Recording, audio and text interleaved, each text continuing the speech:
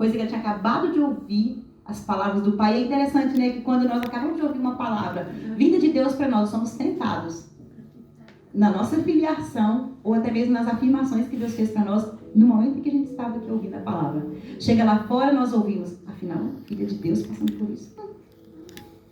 Crente, eu estou aqui fora, estou melhor que você. Quantas vezes eu ouvi isso? E nós somos tentados a esquecer, somos tentados a olhar para as circunstâncias e achar que Deus é o quê? Um mentiroso. Eu estava contando outro dia para a irmã, e eu conto muitas vezes que vocês já sabem disso, alguns já sabem de qual é salteado.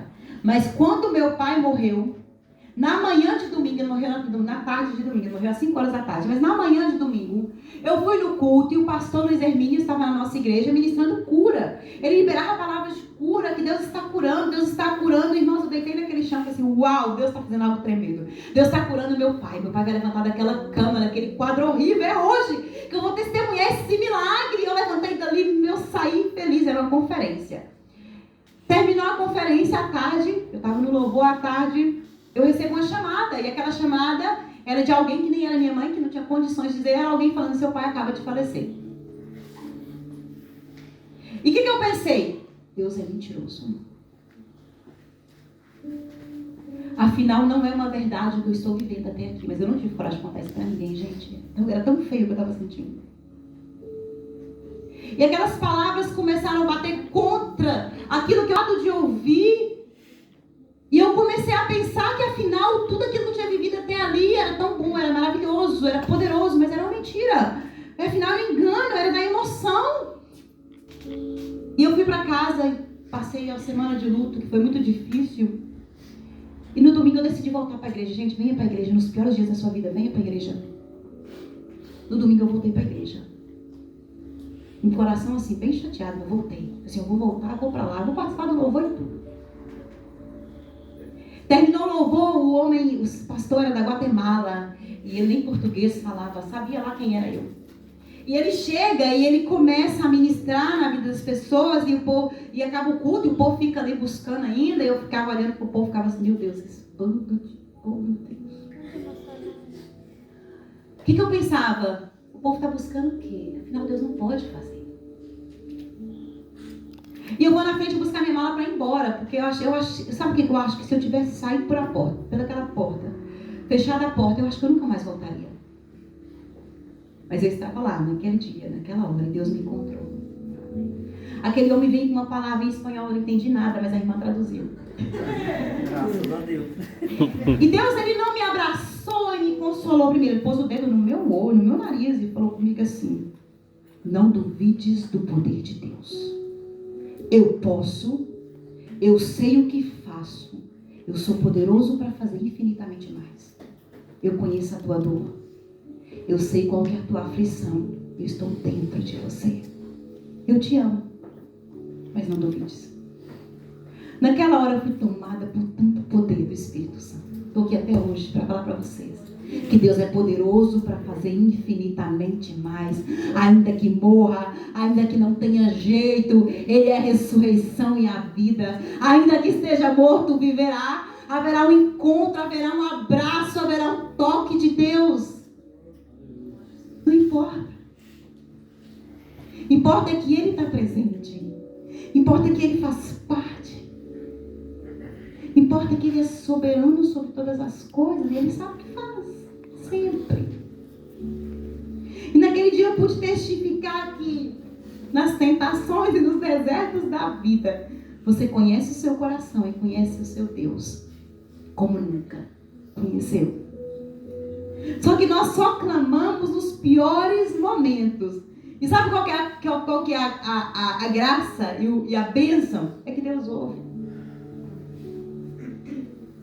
É que Deus faz questão de ouvir. Essa passagem fala que quando clamar, vamos voltar lá.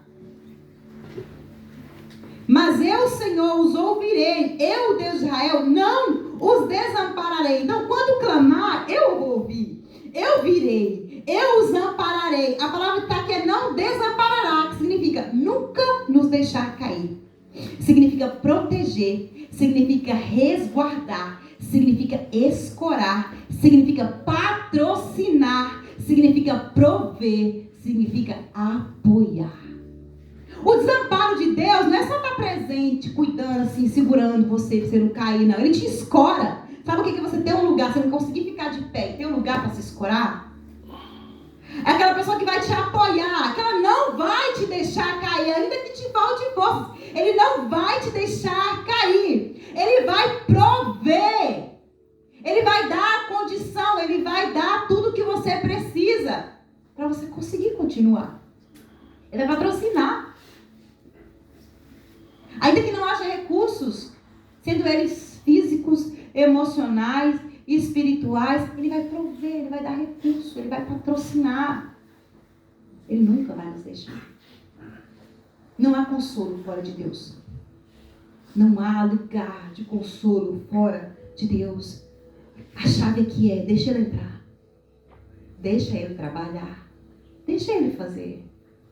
As cirurgias mais duras e mais difíceis de peito aberto são muito necessárias na nossa vida. E ele precisa fazê-las às vezes. Porque para você entrar numa cirurgia dessas de peito aberto, tem que assinar um termo.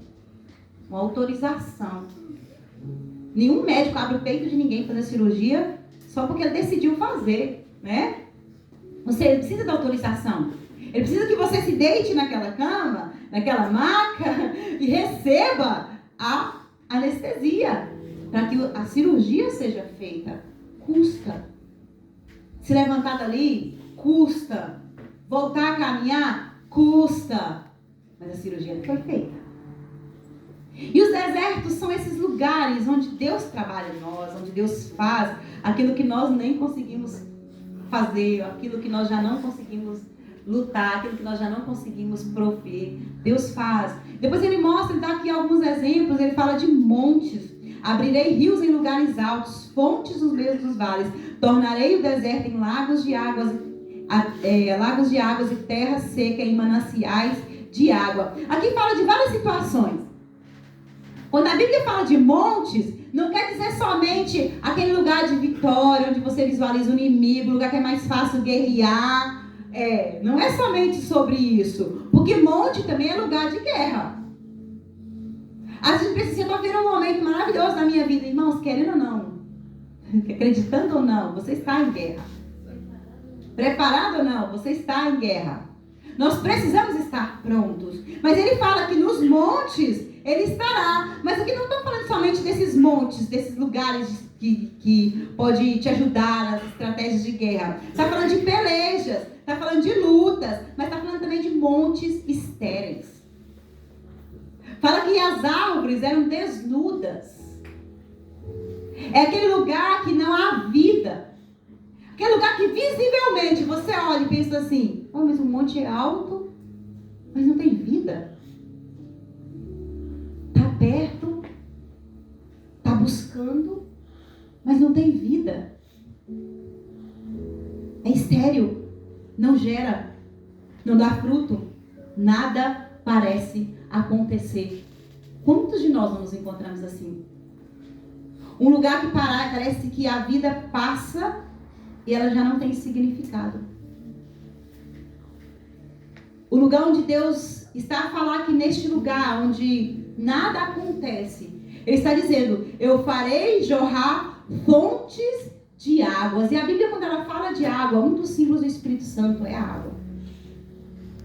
Ela fala que ela vai jorrar fontes de águas no lugar onde nada mais nasce. Por que não nasce? Está seco. O que falta? Falta água. Falta essa água viva que pode trazer vida outra vez. E a promessa de Deus vai ser irrigado de tamanho, de tanta presença de Deus. É um solo que por muito tempo, por causa das circunstâncias, adquiriu sequidão. É um lugar que visivelmente está seco, claramente nota a ausência de vida, mas a promessa de Deus neste lugar vai jorrar fontes de águas.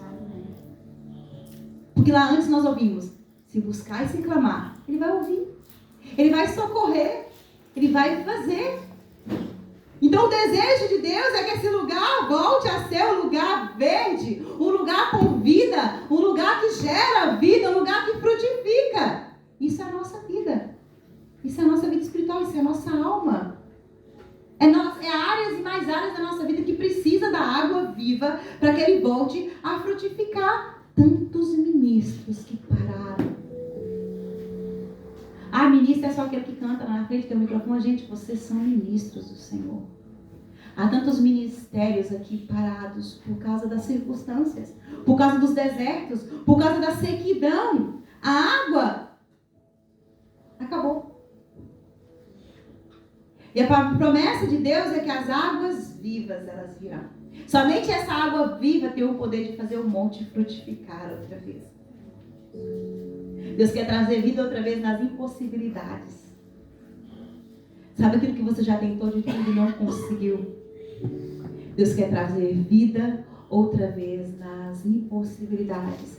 É uma poderosa para a igreja. Nós começamos esse ano com uma campanha que chama Consolidar Discipular. Gente, nós precisamos nos encher da água viva para que haja frutos. Não somente na nossa vida, para que haja frutos também na vida das pessoas. Nós precisamos estar cheios do rio de Deus, para que os vales, para que os montes, para que os desertos possam ver a vida de Deus jorrando. E há tanta beleza nisso. Porque o profeta aqui falou de vales. Quando fala de vale, você pensa o quê? Se eu passar pelo vale. Quantos vales? Quantos vales nós não passamos? Davi fala sobre um vale de sombra da morte. Pensa, que tipo de vale não era esse? Era um lugar de peleja, era um lugar difícil, era um lugar de sofrimento, ausência de luz. Às vezes tinha até muita umidade, mas luz não havia nenhuma, de escuridão, de desespero também. E o profeta está aqui usando N situações que nós possamos estar a viver. Lugares de vales, lugares de montes e lugares de deserto. Mas em todos eles a promessa é: haverá Deus jorrando outra vez. Amém. Porque nas impossibilidades, é nas ausências de força, de situações em que você não pode resolver, que Deus se manifesta com poder. Que nós podemos visualizar o milagre. Nós podemos visualizar a mão e a bênção de Deus. Até então, quando você consegue fazer tudo, está na sua força. Mas para finalizar, ele começa a falar sobre algumas árvores que ele planta no deserto. Tenta imaginar você. Eu nunca vivi no deserto. Mas tenta imaginar. Deserto é aquele lugar cheio de areia, de sequidão, mananciais no ermo, jorrando naquele lugar. Nós sabemos que o deserto é o que ele faz? Ele retém a água, ele puxa a água, não vê. Mas o que Deus está falando aqui? Nas impossibilidades. Porque vai jorrar um manancial de águas no deserto é praticamente o quê? Impossível. Aos nossos olhos naturais, não dá para fazer. Mas o que Deus está falando aqui? É neste lugar de impossibilidades. É nesse lugar impossível, nesse lugar difícil demais de algo acontecer, que haverão mananciais. Fontes jorrando. Água viva. Irrigando o solo. Para que haja vida outra vez.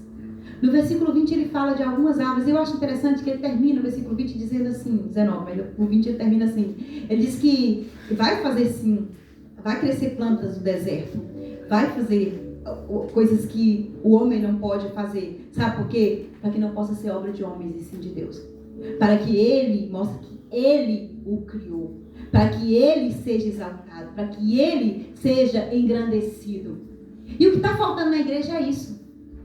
Porque a igreja do século XXI é a igreja que consegue fazer tudo. É a igreja que dá conta, é a igreja que é rica, que é poderosa. É a igreja que não está doente, nunca está doente. É a igreja que está sempre bem emocionalmente. É a igreja top. A igreja do século XXI é a igreja que não precisa de Deus, ela tem tudo. Aí quando vemos uma impossibilidade, quando vemos uma enfermidade, quando vemos uma aflição, uma depressão que seja, o que é que as pessoas pensam? Está em pecado. Olha o diabo aí, ó, batendo irmão. Porque a igreja está habituada a fazer tudo sem Deus. Mas nós vemos que em todas as situações em que o homem não conseguiu mais fazer, onde tornou-se impossível, Deus entrou. E aí o milagre aconteceu. aconteceu. Quando nós lemos na Bíblia aquele monte de milagre, não é a vida de alguém que estava tudo bem, estava correndo tudo bem. Nós ouvimos quarta-feira sobre Jairo. O que aconteceu com a filha de Jairo? A menina estava morta. Era uma impossibilidade. Jairo trabalhava na igreja. Ele fazia parte do conselho da igreja. E perdeu a filha. Que Deus é esse? Não era assim que o povo pensava? Jairo está em pecado. Deve ser a mulher. Deve ser a própria menina. Não, gente. É para que a glória de Deus se manifeste. O milagre sou eu. Aquela palavra que o pastor liberou naquele dia era para mim. Eu sou o milagre. Eu ia me reerguer diante do pior luto da minha vida. Porque eu sou o milagre. Porque Deus habita em mim. São nas impossibilidades que Deus age e se levanta. O nosso ego está atrapalhando Deus trabalhar. Inclusive na igreja. Eu faço o louvor acontecer. Eu faço a palavra fluir. Eu faço o grupo de vida. Eu procurei na internet a melhor forma de ter um grupo de vida abençoado. E não ora, não busca, não jejua, não tem comunhão com Deus. E chega lá e quer que Deus faça alguma coisa. Não vai acontecer. Sabe por que Deus vem? Porque nós precisamos, porque é só assim que nós buscamos. Por isso que Deus a igreja não está fluindo. Por isso que nós não estamos sendo transformados. Por isso que não está havendo crescimento. Por isso que não há beleza no deserto. Porque falta água viva. Enquanto ela não vier, você vai continuar no deserto. E a seca vai continuar sendo abundante. Porque a água só vem quando há uma busca, quando há uma sede, quando há um anseio, quando há um desejo. E ainda que te falte tudo, no momento de morte, no momento de luto, no momento de dor, você vai clamar e ele virá. É nessa hora que o milagre acontece. É quando o diagnóstico vem e fala assim, eu te dou 2 dias de vida, e você fala assim, o meu Senhor não vai permitir isso. Eu vou levantar, haverá água viva jorrando no meu interior, você vai ver vida. Mas nós queremos viver uma vida onde tudo corre sempre bem, sempre bem. E nós não precisamos buscar, porque está tudo bem sem Deus. Tudo na nossa força, tudo do nosso jeito. Chegou o tempo da igreja viver a pior perseguição de todos os tempos. Mas também chegou o tempo da igreja testemunhar o maior avivamento de todos os tempos. Os perseguidos vão se reunir para clamar e buscar, vão desejar a vida do Messias. Então haverá Maranata sendo cantada nos 4 cantos do mundo. Aí ele virá. Porque ele só vem onde ele é desejado. Ele só vem quando o anseio do nosso coração o quer. Ele só vem quando o resto nada mais importa. É aí que ele vem, é aí que ele se manifesta, é aí que o milagre acontece. Então quando nós lemos aqui alguns trechinhos, pequenos versículos, onde Deus vinha e fazia milagres, aí ok, Lázaro morreu, 4 dias depois Jesus veio. Gente, aquilo foi poderoso, aquilo foi grandioso. Lázaro morreu, todo mundo chorou, houve muita dor. Depois de 4 dias, uma palavra para que todo... Jesus liberou uma palavra. Lázaro volta à terra, porque estava lá no céu curtindo. Lázaro volta à terra. Gente, não tinha coração, não tinha cérebro, não tinha pulmão, não tinha nada lá dentro. Ele já estava em decomposição. Deus faz tudo novo de novo. Novo. O cérebro de Lázaro era novo, gente. É o primeiro a se decompor. Ele acaba, ele vira nada. Já não tinha nem sangue no corpo. Gente, já parou para ver os vasos sanguíneos de Lázaro sendo restabelecidos e restaurados? Isso em segundos. Esse é o poder do nosso Deus.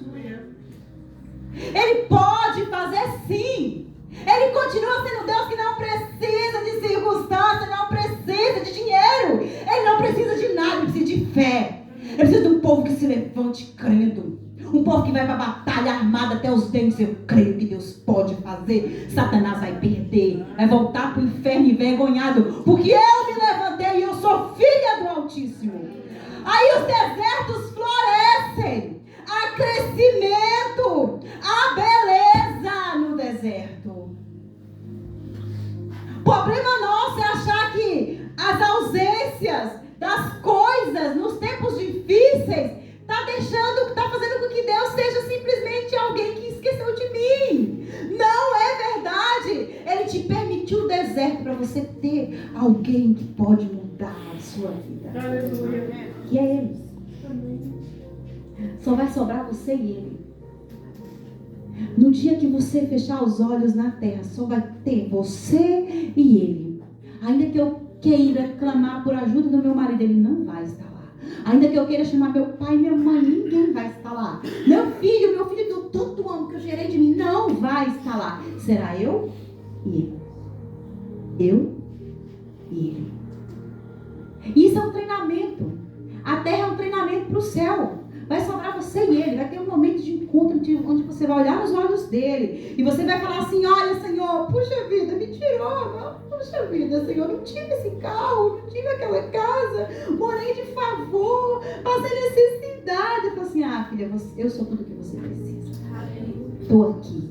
Vem me abraçar. Entra no gozo do teu Senhor. Não dá para trocar 70, 80, 90, 120, ainda que seja 130 anos na terra por uma eternidade com o Senhor. De gozo, de alegria, de prazer, de satisfação. E isso é um treinamento. A terra é um treinamento para aquilo que vamos viver no céu. Nos alimentar da árvore da vida. Quer dizer que vai sobrar, sabe quem? Você e Ele, é o seu alimento. A árvore da vida. Plantada lá no meio, para você ir lá comer todos os dias. Todos os momentos. Que eu acho que não vai faltar fome. Amém? Então ele fala de 7 árvores, eu não vou... Gente, é rápido, falta pouco tempo para acabar o culto, mas é rápido as árvores, são 7. E a Bíblia, quando fala de 7, ela fala de plenitude de Deus. Ela fala de umas árvores que serão plantadas, não no seu exterior, elas serão plantadas dentro de você. E a Bíblia, quando ela fala de árvores, ela fala de crescimento, ela fala de fruto, mas ela fala também dessas árvores de uma forma muito poderosa. Todas as árvores têm uma simbologia. Eu quero falar um pouquinho delas nas suas características físicas, porque elas existem, para que possamos trazer algo para mim e para a sua vida. Pega a sua parte, amém? Planta tudo também, porque no deserto Deus planta. No deserto é lugar de crescimento. Deus faz você crescer. E essas árvores, elas vão frutificar para a glória do Senhor. A primeira é a acácia. A acácia, ela é uma árvore menor. Sua madeira não é tão forte, nem tão robusta. Mas ela tem muita beleza. Ela fica toda florida de amarelo ou de vermelho. Sabe que às vezes as pessoas tentam atribuir assim, algumas coisas, alguns poderes espirituais para a acácia, mas a Bíblia não faz essa afirmativa. Então, a acácia, ela foi a madeira principal a ser usada na construção do templo e nos utensílios, inclusive a arca. Aí você pensa assim, mas por quê? É uma árvore que não é muito forte, não é muito robusta. Por que Deus escolheu a acácia? Sabe por quê? Aonde o povo de Israel olhava naquela terra seca, tinha uma acácia. Sabe por quê? Porque a acácia estava disponível. Não era porque ela era boa, não era porque ela era tão forte, não era porque ela era tão suficiente, mas ela era disponível. Estava sempre pronta. E por causa disso ela foi usada. A arca durou mais de 400 anos. Sendo uma árvore fraca. Sendo uma árvore sem condições, mas uma árvore disponível. Aí o povo falou assim, tem a acácia, traz a acácia. Aí a acácia era usada para a construção do templo. No deserto, tem gente? No deserto. Ai, pastora, mas eu estou vendo tempos tão difíceis. Se torne uma acácia disponível. Porque quando você é usado por Deus, você pode ter certeza que Ele vai estar cuidando de você. Enquanto você cuida de outros, Ele vai estar cuidando de você. Porque o segredo não é porque eu sou o melhor, mas eu sou mais disponível. E Deus vai me usar, amém? Deus vai nos usar. Porque a disposição de servir faz muito mais do que a força. Amém? Pois o cedro não, o cedro é outro assunto. O cedro, ele tem uma raiz profunda, já ouvimos muito isso. Então ele cresce mais para baixo do que para cima. O cedro é uma árvore milenar. Milenar. Uma árvore persistente, duradoura, frondosa, forte. Sabe que a característica do cedro é a sua força. O tronco do cedro é tão forte como uma coluna de concreto. Olha só que forte. Mas por que ele é forte? Por causa da raiz. Porque é profunda. Ele não cresceu muito para cima no início, ele cresce muito para baixo. Quando ele começa a crescer para cima, a raiz já está tão profunda que nada derruba. Nada destrói. Ele consegue tirar do solo tudo o que é necessário para que ele seja árvore forte, como uma coluna de concreto. As colunas do Templo de Salomão foram construídas com cedro. Fala de um povo forte, perseverante, que sustenta a igreja do Senhor. Não porque ela é somente forte, mas porque a raiz é profunda em Deus. Fala de um povo que busca, fala de um povo que não teme, fala de um povo que sabe quem Deus é. Sabe por quê? Porque a raiz é profunda e tudo aquilo que é necessário está na raiz. Então, quando vier as lutas, as dificuldades, vai bater, mas vai destruir, porque o céu tem muita força. É como se fosse uma coluna de concreto, onde nada entra. Deus está chamando você e eu para isso. Para sermos colunas de Deus na nossa casa. Sermos colunas de Deus na nossa igreja. Amém. Colunas de Deus com muita força, sim. Ai, porque você é uma mulher forte? Não, porque a sua raiz é profunda em Deus. Então, quanto mais profundidade você buscar no seu relacionamento com o Senhor, nada vai te deter. A força é tão grande, a raiz é tão profunda que ele dura por milênios. 1000 anos, uma árvore perseverante e persistente por causa da sua raiz. Quem quer ser cedro? Quem quer ser acácia? Agora a murta.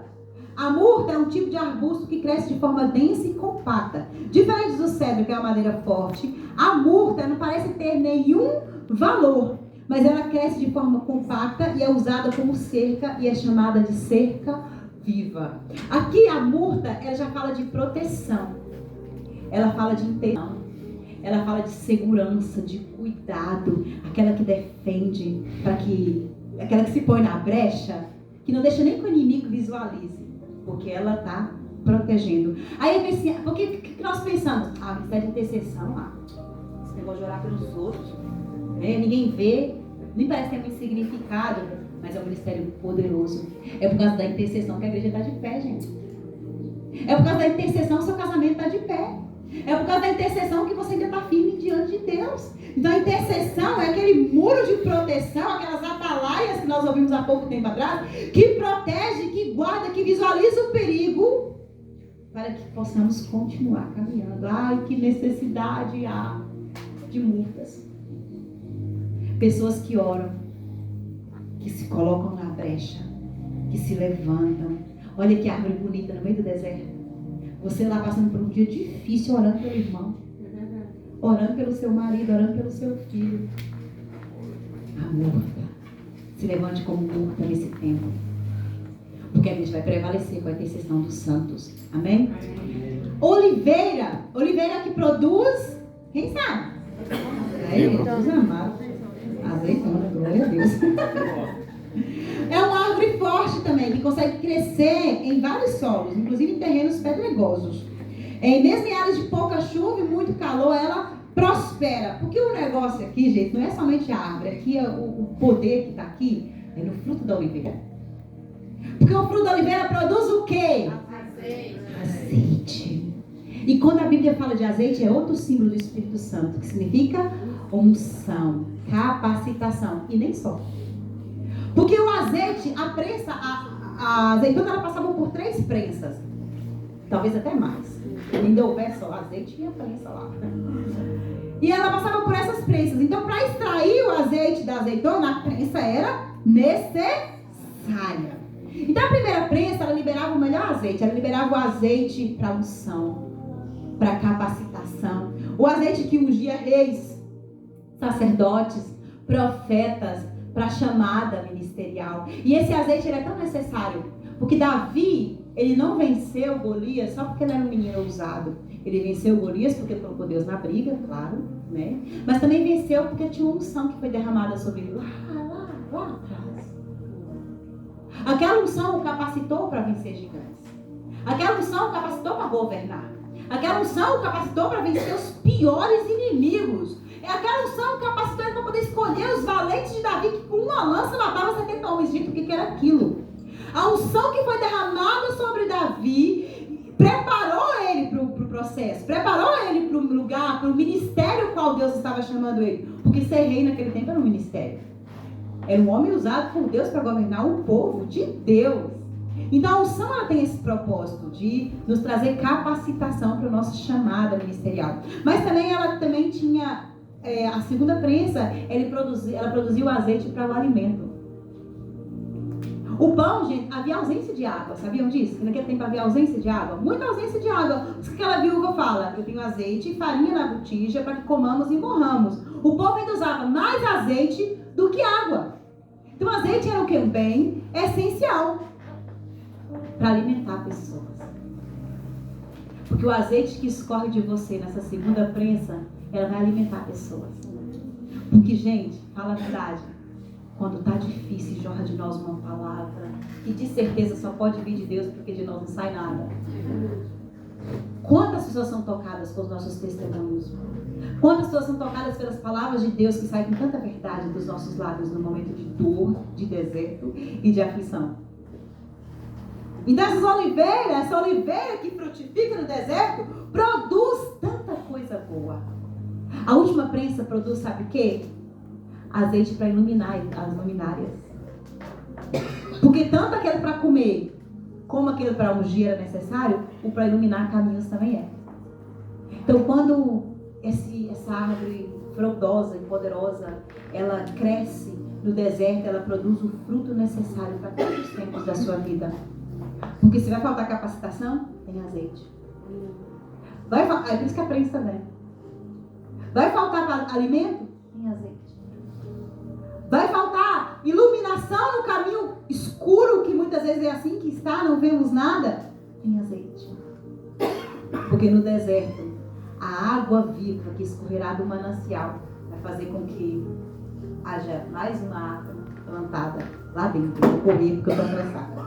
Faia. A faia é uma árvore comprida, de copa densa, de forma e aspecto de catedral, das flores. Ela é encontrada muito na Europa, proporciona muita sombra. A sua copa serve para aves fazer os seus ninhos. Aqui fala de sombra, refrigério, de abrigo. Em tempos ardentes de sol, levanta faias que trazem descanso e refrigério e abrigo. Pessoas disponíveis para cuidar, amar e discipular.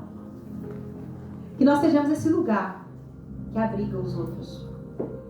Esse lugar que protege, que dá sombra e refrigério para algumas pessoas nas caminhadas duras que elas vivam. Um lugar que Deus nos chamou para ser.